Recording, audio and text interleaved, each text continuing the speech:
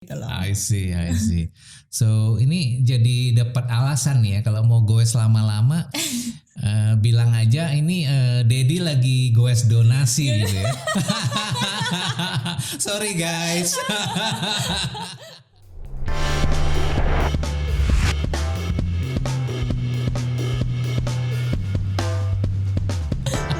Oke. Saya perhatiin olahraga yang kamu tekunin ya, triathlon. Ya, aku juga triathlon sih ya. Benar, Tapi nggak segila kamu deh kayaknya. Race sepeda gitu.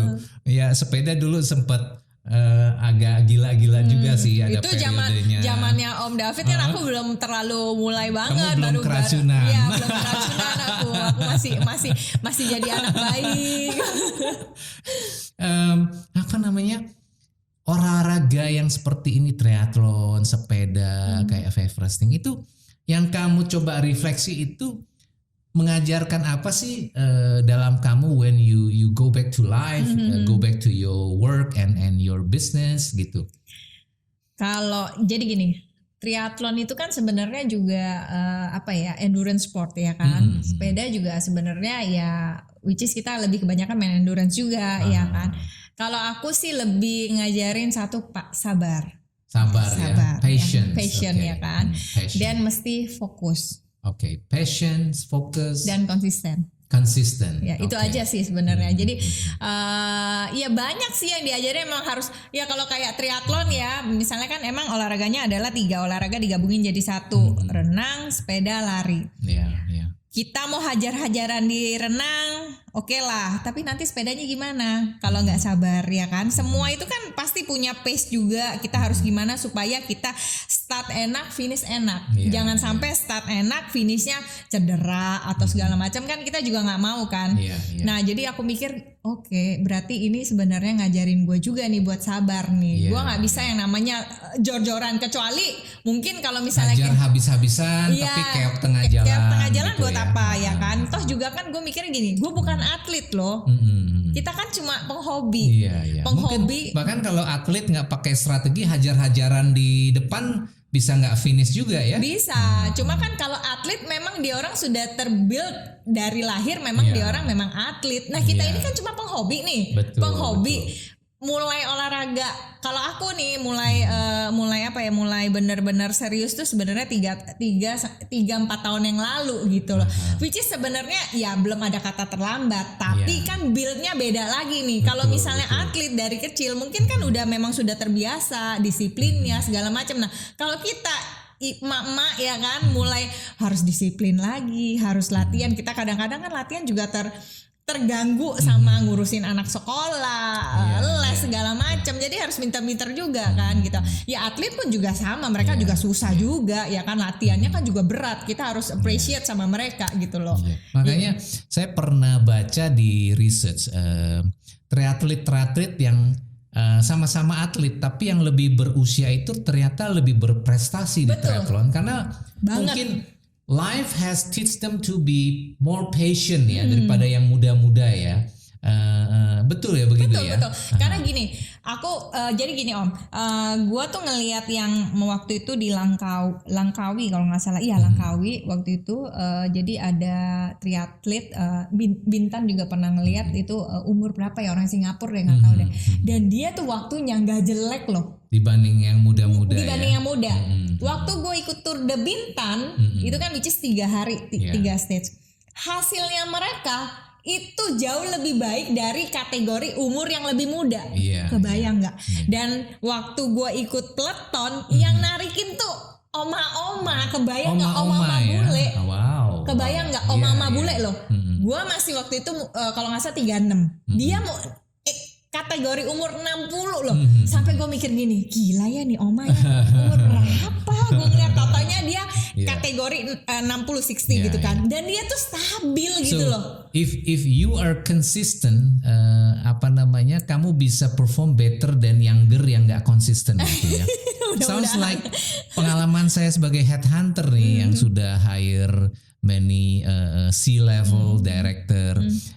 Consistency in your career, consistency in your business itu juga really important gitu ya. Betul. Passion juga what I learn in corporate life itu juga penting.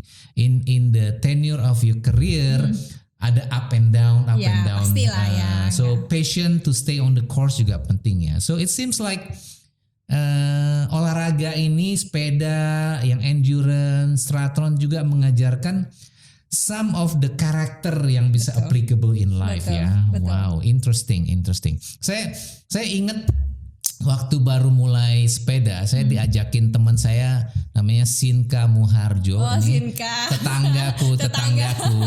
Nah, somehow waktu itu 3 bulan terus aku langsung diajak race ke Bintan. Saya nggak tahu kenapa, but naturally setiap saya main sepeda, kalau saya lihat tanjakan, I'm thrilled, I'm excited. Terus saya jadi malah lebih fokus sama gimana gua ngelewatin hill ini gitu ya. And I feel challenged gitu. Kebetulan juga psikolog nih gitu. So it's like when we see a hill, do we see a problem or do we see it as a challenge gitu kan? Saya ingat juga waktu di Ijen diajakin Om Guntur. Om Guntur ketua panitianya. Ada salah satu tanjakan yang pokoknya itu paling tinggi. Dan panitia dan penonton itu udah berjejer di tanjakan itu. Dan saking I think itu ada 20-an derajat ya. Jadi kalau kita mau coba interval berdiri itu ban depannya naik kan. Jadi kita harus agak merunduk. Nah, instead of panitia atau penonton yang bilang ayo om gitu ya. Mungkin dia ngelihatnya udah om. Terus dia bilang om turun aja dituntun aja gitu. So that's really change the mindset gitu. Jadi kalau kita ketemu problem, kita bilang I'm gonna fight and I think I can do it. Mungkin we can go through it gitu ya. Tapi kalau kita baru lihat tanjakan, baru lihat problem, kita udah give up. That's different ya. So interesting. I like that. So teman-teman yang mau olahraga sehat, mau belajar patient, consistent, focus. Maybe triathlon and cycling is one of the choices ya, Christine ya. Kayaknya sih seperti itu. Tapi kamu believe nggak bahwa whatever the hobby, kayak seperti hobi kita ini, sometimes to the extreme, it's very addictive. Kamu setuju nggak? Ya.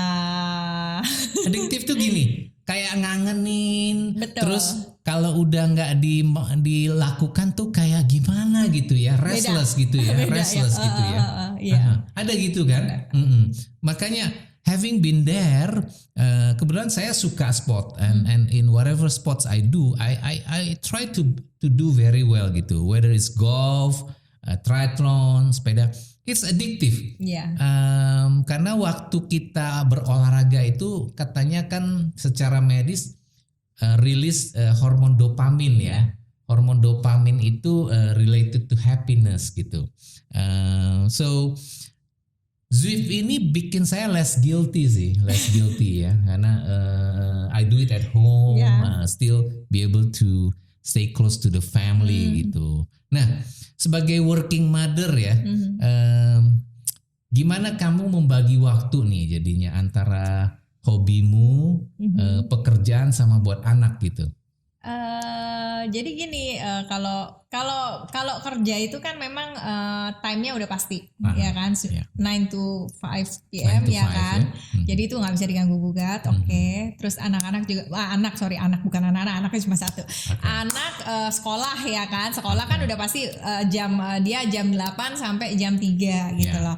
Nah, which is punya waktu adalah before dia sekolah. Kalau dulu kan sebelum kerja kan aku masih bisa pada saat dia sekolah aku bisa ngelakuin gitu, karena kan anak nggak di rumah kan.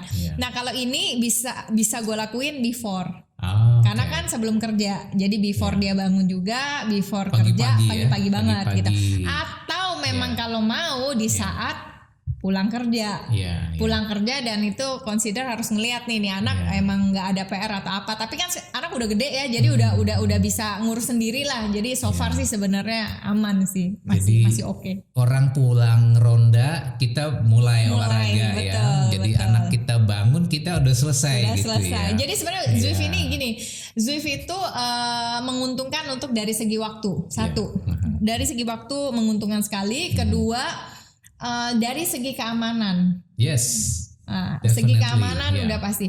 Ketiga, kalau memang mau training properly sekali, which is misalnya lu lagi ngambil ada race lah ya, kayak kalau dulu tuh sebenarnya Zwif itu udah lama, itu udah lama banget gue ikut gitu loh, tapi nggak pernah ngikut ride bareng sama anak-anak Zwif gitu loh, karena si Zwif ini hanya pondasi buat gue latihan triathlon, karena kan kalau misalnya kita mau latihan endurance, kalau di jalan nggak terlalu safety dan kalau mau dapat misalnya mau dapat zone 1 atau zone 2 atau whatever lah itu dari training kita, kadang-kadang kan kalau di jalanan kepentok sama lampu merah, mobil, motor lah apalah whatever itu yang di jalanan. Jadi sebenarnya lebih proper di trainer gitu loh. Jadi ya dari waktu, dari segi keamanan, dari tingkat training lu pengen dapat itu sebenarnya lebih better ya itu di trainer gitu sih. Kalau dari pemikirannya gue ya gitu. Oke, sebagai closing remark nih, kamu ada pesan nggak buat misalnya teman-teman yang mungkin baru kepikir saya mau cari satu olahraga, kira-kira buat mereka tips-tipsnya apa ketika baru mau mulai sepeda nih? Tipsnya sih sebenarnya kalau buat yang baru mau mulai sepeda, tentuin dulu sebenarnya planningnya itu mau sepedanya sepeda santai atau sepeda which is kayak misalnya mau balap gitu kan. Jadi kan untuk penyesuaian sepeda juga kan maksudnya kalau memang punya duit lebih sih nggak apa-apa, punya sepeda santai, punya sepeda road bike, punya sepeda TT ya kan sebenarnya nggak apa-apa. Tapi kalau misalnya memang dengan dana terbatas sebenarnya kan bisa aja kita berolahraga gitu loh. Dengan dana terbatas misalnya ya udah tentuin gue pengen sepeda santai, ya udah pilihlah sepeda yang memang sesuai dengan kebutuhan dan dana yang punya gitu loh. Nah kalau mau ngomong soal olahraga, sebenarnya olahraga ya bisa dimulai dengan pelan-pelan dulu lah, nggak usah toh kita juga, makanya gue bilang kita bukan atlet, bukan atlet, jadi better doing ya sesuai dengan kemampuan. Karena kan sebenarnya bukan tidak mungkin kita bisa seperti maksudnya perform kita naik bisa dengan cara ya latihan. Tidak ada sesuatu hal yang bisa tiba-tiba blok kita jago gitu kan, enggak gitu. Tiba-tiba kita kaya, nggak mungkin juga kan. Pasti kan semua berasal dari bawah dulu nih kita Jadi benar-benar kita proses gitu loh. Jadi ini aja mensyukuri dan ngelewatinnya step by step. Jadi justru step by step itu justru jadi kita lebih rasa dulu misalnya nih sepeda gue coba 5 kilo dulu deh muter komplek ya kan. Terus tiba-tiba 5 kilo ternyata oke juga ya. Terus mulai lagi naik 10 kilo. Nanti akan naik sendiri. Dan gue pun juga bukan yang tiba-tiba dari goes bisa dari langsung 5 jadi 24 jam gitu. Ya kan nggak mungkin juga gitu loh. Karena semua itu kan harus tahu kita kemampuannya seapa, dan itu pun 24 jam bukan berarti gini loh, bukan berarti gue hebat gitu loh ya, tapi kan 24 jam ini kan gue udah build dari 3 tahun 4 tahun gitu loh. Jadi nggak ada yang muda. Dulu pun juga pontang-manting juga untuk yang namanya 100 kilo itu. Ya ampun, kalau udah yang namanya Sabtu itu kan bisa endurance kan 100 kilo gila jauh banget, nggak kuat deh ini segala macam. Nah tapi kan karena dengan step by step dan latihan semuanya ya bisa aja gitu loh. So very well, thank you Christine sudah sharing. Mudah-mudahan tadi tipsnya itu bermanfaat buat teman-teman yang lagi cari-cari olahraga apa nih yang bagus. Dan kalau teman-teman senang dengan kontennya, subscribe, kasih like, dan kita akan undang lagi teman-teman dari komunitas untuk sharing di topik yang akan datang. Terima kasih, sampai ketemu. Thank you.